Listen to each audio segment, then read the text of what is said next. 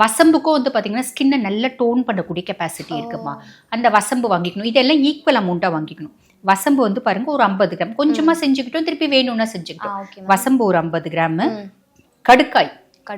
கடுக்காய் பொடி இருக்கு பார்த்தீங்களா. கடுக்காய் பொடிக்கு இன்டர்னலாகவும் உடம்ப வந்து பார்த்தீங்கன்னா டீடாக்சிஃபை பண்ணக்கூடிய கெப்பாசிட்டி இருக்கு. எக்ஸ்டர்னலாகவும் நிறைய பியூட்டி ஓரியன்ட் டிப்ஸ் அப்படின்றது கடுக்காய் வச்சு இருக்கதா இருக்கு. நம்ம இனி வரும் பதிவுகளில் பார்க்கலாம்.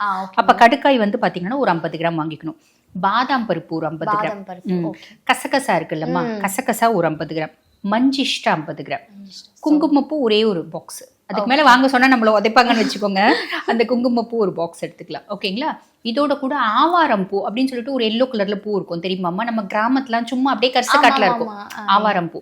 அந்த ஆவாரம் பூக்கு வந்து பாத்தீங்கன்னா ஏகப்பட்ட மெடிசினல் பெனிஃபிட்ஸ் இருக்கு. ஒரு வார்த்தையை சொல்லுவாங்க, ஆவாரை பூத்து இருக்க சாவாரை கண்டதுண்டோ அப்படிம்பாங்க. அந்த ஆவாரைக்கு இன்டர்னலாவும் எடுக்கலாம், எக்ஸ்டர்னலாவும் என்ன சொல்லுவாங்க அப்படின்னா ஆவாரம் பூ ஃபேஷியல் அப்படின்றதே இருக்குமா. இப்போ நிறைய அந்த மாதிரி ஹர்ப்ஸ் சார்ந்தவங்க இந்த மாதிரி ஃபேஷியல்ஸ் நம்ம பண்ணுறாங்க. இந்த ஆவாரம் பூ பேக் அப்படின்றது என்ன கலரை கொடுக்கும் அப்படின்னு சொல்லுவாங்கன்னா ஒரு கோல்டன் காம்ப்ளெக்ஷனை கொடுக்கும் அப்படிம்பாங்க.